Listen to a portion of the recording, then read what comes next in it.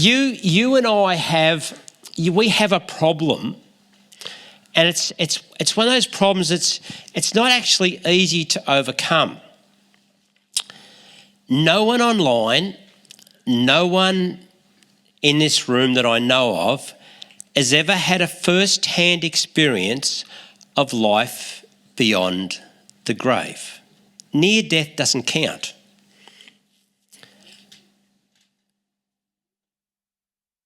Without God's help, all we could actually sort of say about life beyond the grave is either that it doesn't exist, or we could imagine, we could make up fairy tales we would tell each other. We could come up with something. But when sometimes people go to funerals, you'll hear each other comfort each other by saying these words: at least we know they're in a better place. Well, you may be right, but you may be wrong.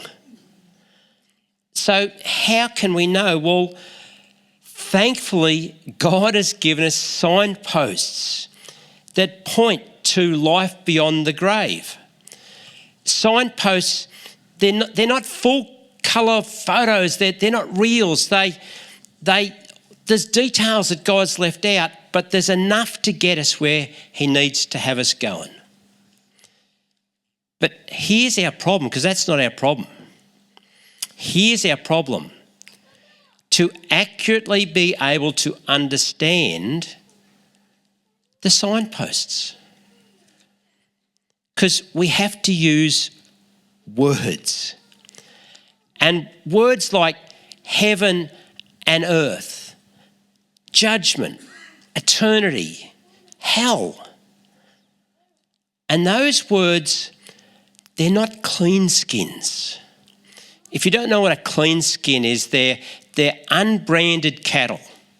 And I have cousins that run cattle stations in Western Queensland and top of South Australia. And if you can muster some cattle into the yards that are not branded, you can brand them yourself, and they're yours.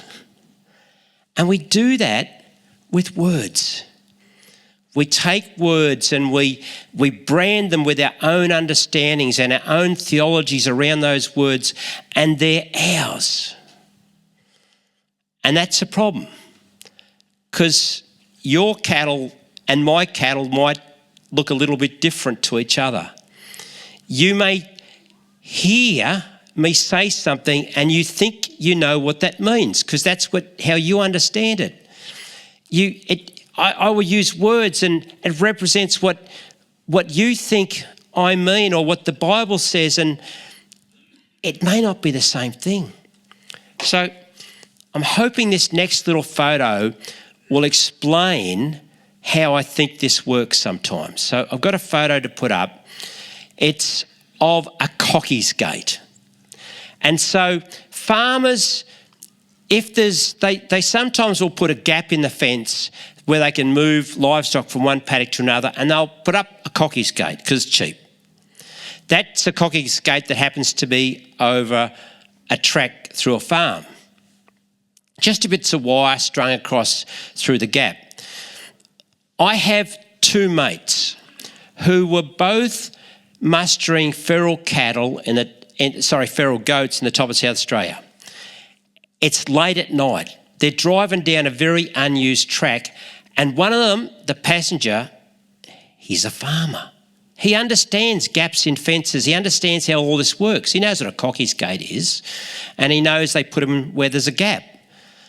And so as they're approaching this gap, this cocky's gate across the track in the dark, the farmer, the passenger, realised the driver hasn't seen it.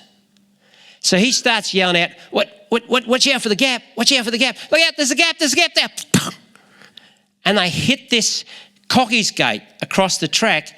Took them 3 hours to get it untangled from all around the engine and the front wheels. One person is using a word, he knew what he meant. The other person is assuming that if there's a gap in the fence, well, I can just drive straight through it. No. He's describing the gap, the Cocky's Gate. And I'll explain how this works using a biblical explanation, because you come here to hear God's word, not Cocky's Gates. And so this is from the Bible. Jesus makes a statement in Matthew 5:22, and it's concerning personal anger at other believers. And he says this: anyone who is angry with his brother will be subject to judgment. And that verse continues in the next little bit. It says, if you call someone a fool, you'll be in danger of the fires of hell. Just to be clear, when we hear the word hell in that verse, that's not the word Jesus used. He used the word Gehenna. And those that were listening to when he was talking about this, they knew clearly exactly what Gehenna was, what Jesus was referring to. It was what we would call a rubbish tip.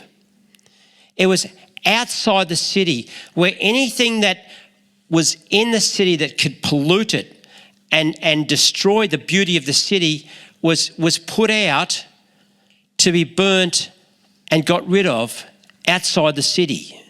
It was dumped. Now we're just going to go back to that word angry, when Jesus is talking about not getting angry. Because Paul in Ephesians 4:26 says, be angry and do not sin.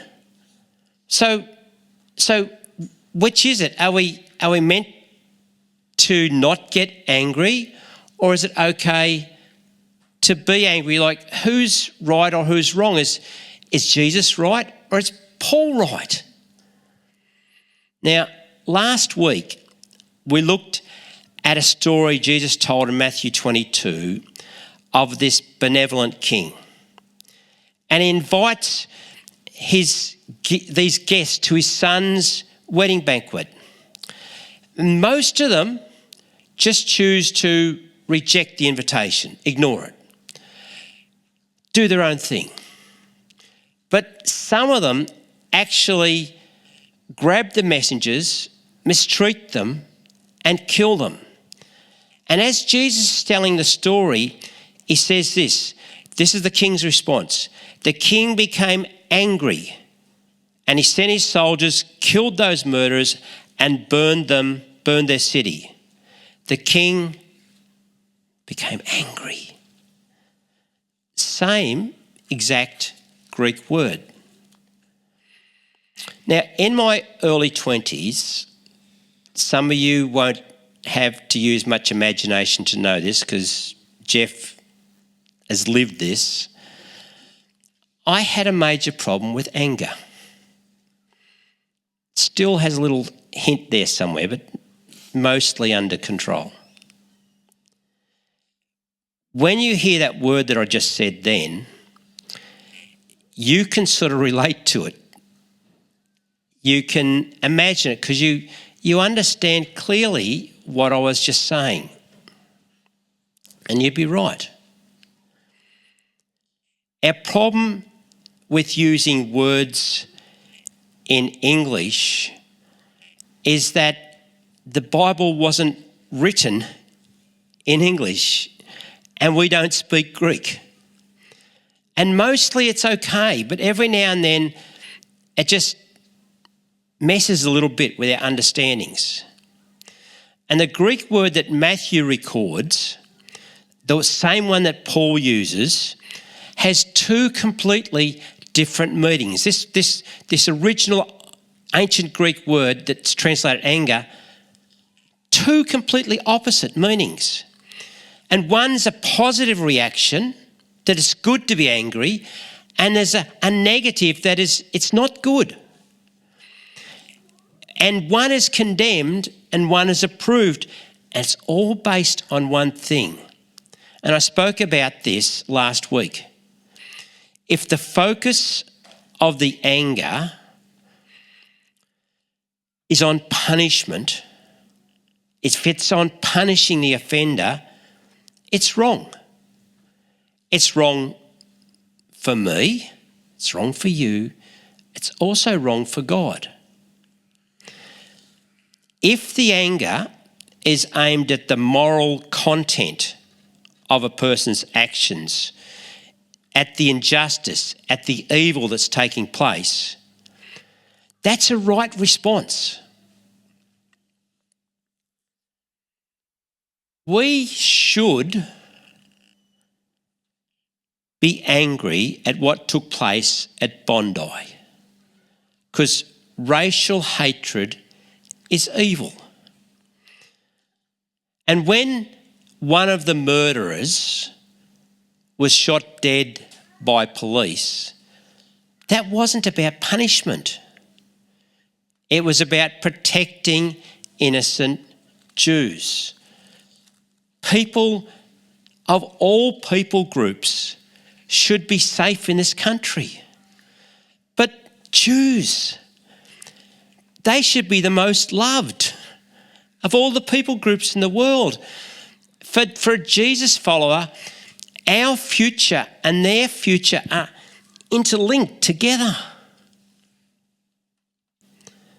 When the other murderer was critically wounded, we didn't let him die a slow and painful death as a punishment for what he did. Doctors in the Royal North Shore Hospital saved his life. He's now in maximum security at the Supermax at Goulburn Prison. He's in protective custody, so other prisoners don't bash him or stab him or kill him. He's never been tortured by the police. Something that does happen in other countries that don't have a biblical judicial system underwriting what goes on. He will spend the rest of his life in jail. And it may seem like a punishment, but its primary purpose is to protect our community from that kind of evil. If we only understand what the English word anger means, we'll be impacted by our Western understanding, and we'll miss the biblical concept of what Jesus was using, what Paul is speaking about. And when Jesus describes the King, God, as being angry, if we don't understand the biblical thoughts behind that, we can get a wrong image of who God is. And if we get a wrong understanding, that gets onto our world. That becomes a story we tell. That's what people pick up from us. They're not doing a little study on Greek words and what this means, right? They just pick up what we think, and then that gets a bit Chinese whispered. 3,500 years ago, a guy called Moses wrote the first 5 books of our Bible. And in Numbers, chapter 14, verse 18, he writes this. Remember, this is under law. This is even before grace, before Jesus brought grace, showed us what grace was like. This is what he says. The Lord is slow to anger and filled with unfailing love, forgiving every kind of sin and rebellion. But he does not excuse the guilty. He lays the sins of the parents upon the children. The entire family is affected. The consequences are carried forward. Even children in the 3rd and 4th generation. Some of you, your family of origin, you grew up with the consequences of past generations. I've had the blessing of growing up under generational blessing. So has Jessie, so has Mandy. The words that Moses writes about, but does not excuse the guilty, come from a Hebrew word that means to be clean, to be free, to be innocent, to be exempt. Now Moses has already told us that God will forgive everything. So why aren't these people receiving cleaning and forgiveness and being exempt from the consequences of their wrong stuff? Why does it go to the next generation and the next? Why? Because those people don't want God's mercy. They choose independence from God. At the end of this age, there'll only be two groups of people. Those who choose freedom from God and those who choose freedom for God, who pray that his kingdom would come, that his will would be done on earth as it is in heaven. That prayer is giving God freedom, but it starts here.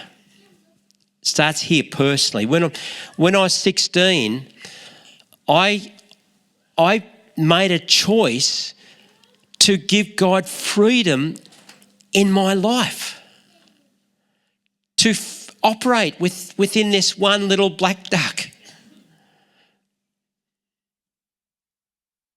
For his Spirit to lead me and guide me. And you know that any time in life we say yes to something, we're saying no to something else. That decision, as a 16-year-old who doesn't know anything, has dramatically reduced my personal freedoms in life.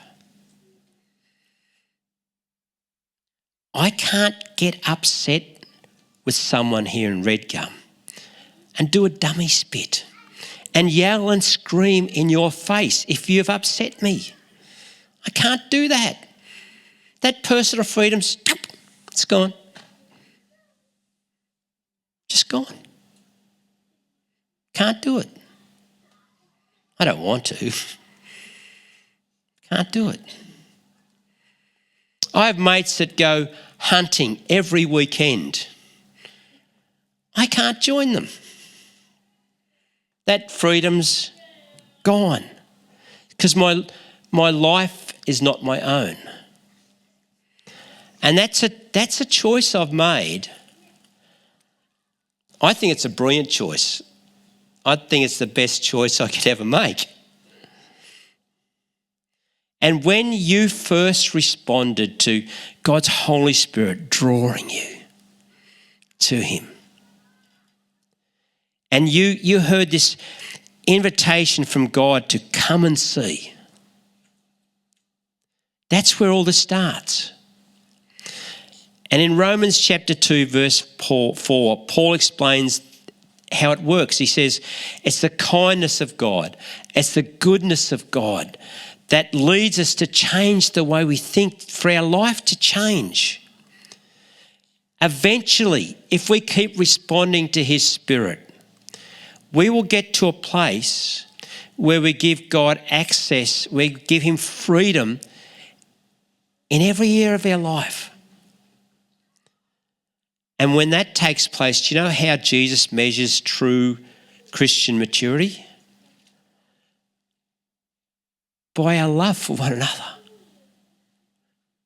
That's it. And that requires a huge willingness to lay down personal freedoms for the sake of someone else. And Jesus calls that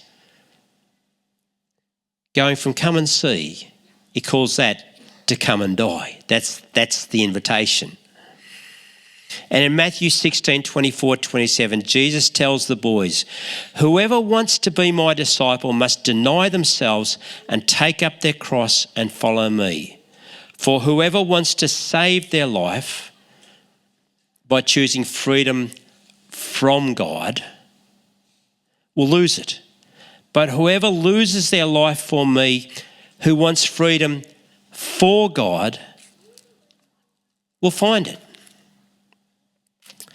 Jesus then asks the question. If you ever hear God asking a question, it's not for his benefit. Right? Here's the question he asks. What good will it be for someone to gain the whole world yet forfeit their soul? Or what can anyone give in exchange for their soul? I think it's a mistake to stop reading there. I think the next bit we neglect if we stop. This is the next bit. Because what comes next is designed to give us the motivation, the incentive, the reason to give God greater freedom in our lives. And here it is. It's a promise. He will reward everyone in keeping with what they have done.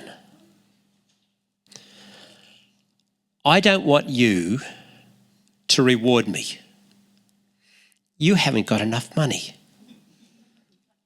For the personal freedoms I've given up in life, you haven't got enough assets. You aren't wealthy enough. You do not have enough. I don't want your reward.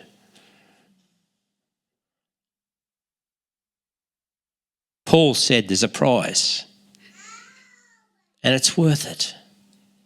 When the Queen of Sheba visited Solomon, she came with shipfuls. I've got to be careful how you say that. Shipfuls of gold, spices, precious stones, special wood, to make a whole bunch of stuff she came with, right? Because she'd heard how magnificent, how incredible this king was, this nation was. She wanted to come and have a look. And when she got there, it didn't blow our mind, because that's not what the Bible says. They don't use those words. But the writer of 1 Kings, he uses one word to explain her response to what she saw. One word: overwhelmed. She was overwhelmed with what she saw. But here's the thing. When she left, Solomon rewarded her for just visiting with more than she ever could give. Way more than she gave him, because that's what kings do. Kings have a capacity to give far more than those who would serve them could ever bring. As a Jesus follower, you may find it hard to understand why someone would reject God's mercy, to reject his loving kindness. Why anyone would ever choose freedom from God instead of giving God freedom in our own life. Don't miss this. Mercy ignored one day becomes mercy denied. And there is a reason why God's mercy gets rejected. It might surprise you. I think it has for me as I've been preparing for this. I think I've been caught by surprise with why anyone would reject God's mercy. And it's this, because the human heart, there's something in us that wants a God who punishes and not a God of grace. And that's why we've created a caricature of hell, medieval pictures, depicted that sort of God. Now, don't misunderstand me. Hell is worse than any image that could ever be created. But this is why it's worse. It's because it's a choice that someone makes. It's their choice. And the people that choose that do it because they are angry at God. They're angry at his kindness, and they don't want anything to do with him because they're angry at him. In 1989, Tom Petty wrote a song called I Won't Back Down. And there's a line in that song. It says, "You can stand me up at the gates of hell and I won't back down." Charlie, remember the song? Yeah, I knew you would. There's nice people in here that wouldn't remember a song like that. They're too angelic, but you know that song. Yeah. C.S. Lewis famously made a statement that the gates of hell are locked from the inside. That's a hard concept to even imagine. Jesus used a parable. When Jesus used parables, his parables were designed so that we would see ourselves in the story. It's important to know who we are, what character are we in the story. That's really important to know. But the problem with that is we tend to read parables through just our little lens. So when Jesus tells a story, we label this particular story the prodigal son. I think it would be better called the father heart of God. But it's not about one son. Two. And both get equal billing in the story. But because we read it through our lens, we call it the prodigal son because we've come back to God. And we miss the fullness of what Jesus was telling us in the story. Did you know that in that story Jesus told, there is not one word recorded anywhere that Jesus spoke to the prodigal son? His actions, his motives are recorded, not one word. Sorry, the father. Thank you, Jeff. It's my brain and mouth aren't always connected, and family members understand this and help me out. So thank you, Jeff, right? The father went to the son before he even got home. But the father went to both sons. When he went to the older son, 38 words are recorded him saying to the older son, pleading with him to come in to all that he had. It was the older son who chose to stay out in the darkness. And it was wrong thinking that took the younger son to a dark place. But right thinking brought him back to the father and enabled him to experience the father's mercy, his kindness, his generosity. Wrong thinking kept the older son outside of God's house. And in the story, Jesus talks about it as the darkness. Jesus used darkness, outer darkness, as a metaphor for Gehenna, for hell. And in verse 28 of Luke 15, Jesus says, the older brother became angry and refused to go in. Same Greek word we've been talking about. It's an anger that can be positive or it's an anger that's negative. In this case, it was negative. And here's the thing about the anger that the older son felt. Do you know where it's aimed? At the Father, at God. Anger at God.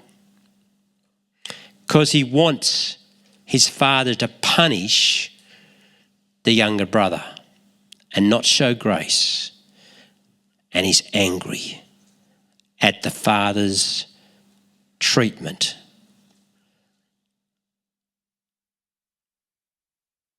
And he finds fault with his father's character, and he shows resentment to the father. And he exaggerates his brother's faults. Who would ever do that? You've never done that. Ken's, you don't need to. They're all out there. Just have a look, everyone. Flawed human being. Absolutely. Right. See, most people think that the younger brother made a mess of things, but that he squandered his money on all sorts of stuff, including prostitutes. But when Jesus narrates the story, Jesus never says that. That's what the older brother threw in to make it seem worse. The word that Jesus used about what the younger brother did in the start of the story simply means he took his money and he used it recklessly, wastefully. That's what Jesus said. Older brother. He's wanting to punish, doesn't want mercy. He wants to enlarge the offence. And his anger at the father isolates him outside in the darkness. And there's no happy ending to the story. It's hard to believe that the older brother would angrily hold on to this resentment towards his brother, towards the father. And he would choose freedom from God instead of giving and hearing the Father's heart and responding to the Father's heart and giving him freedom. He rejected the mercy and the grace that his father was showing to his brother, and he wouldn't enter.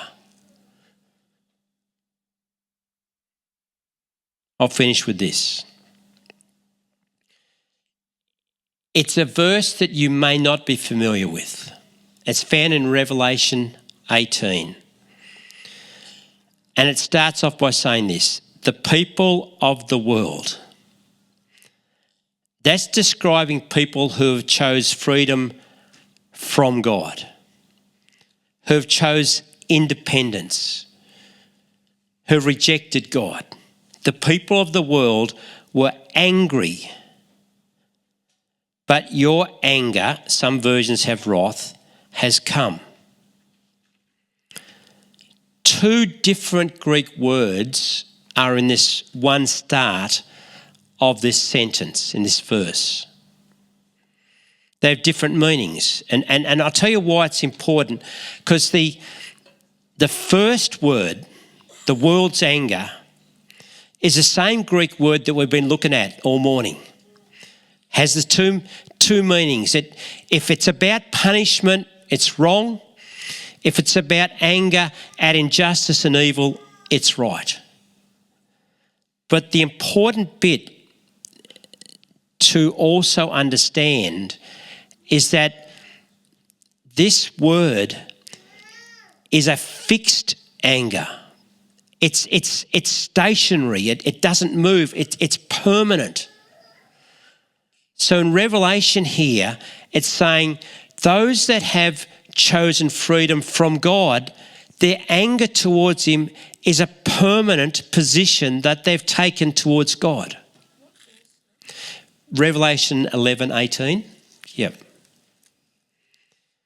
And the difference between the two words in that opening sentence about God's anger or God's wrath, it's also settled and fixed. It's also permanent. It's not just this angry, explosive,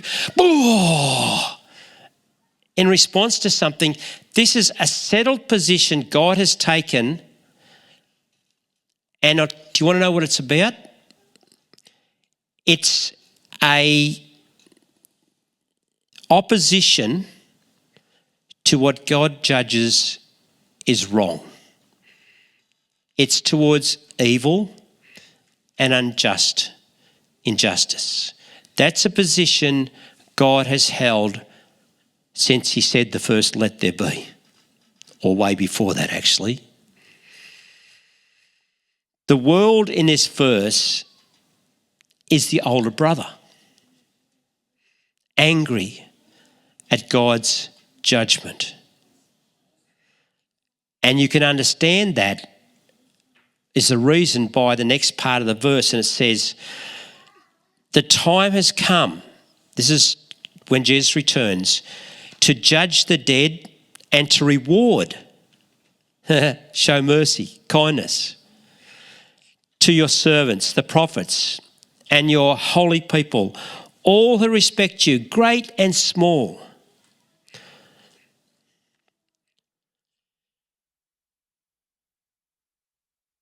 That's those who choose freedom for God. There's no difference. God is coming with mercy and kindness to reward us. That's the younger brother.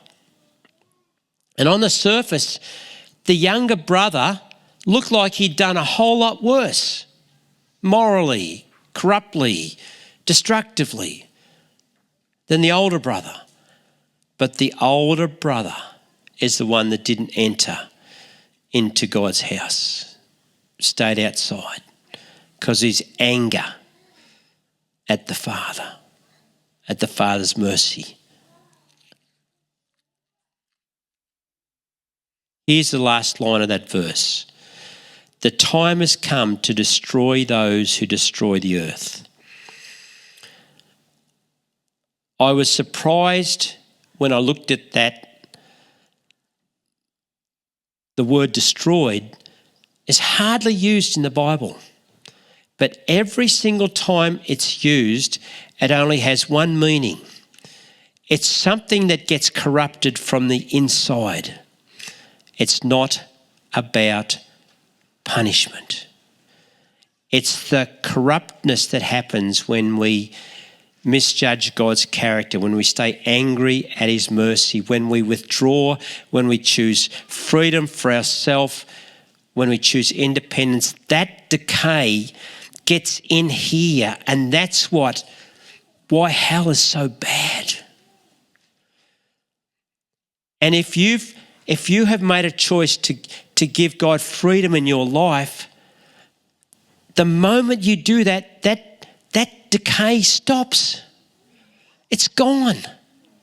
It can't ever eat you up again, permanently. When in Revelation, Jesus returns and a new Jerusalem, a new earth is formed, everything that could corrupt is put outside of the city into Gehenna. Never, ever, ever anymore to impact God's world. And the hope that we have of a future beyond the grave is centered in that. Last word I'm saying, verse out of 2 Peter. This is what Peter says. But God has promised us a new heaven and a new earth, a place where everything that has God's approval lives. No corruption, no evil. That's our future for every one of us. And anyone who wants to access God's mercy now. It's fantastic news, incredible news. It's what Jesus called the gospel of a kingdom come to earth.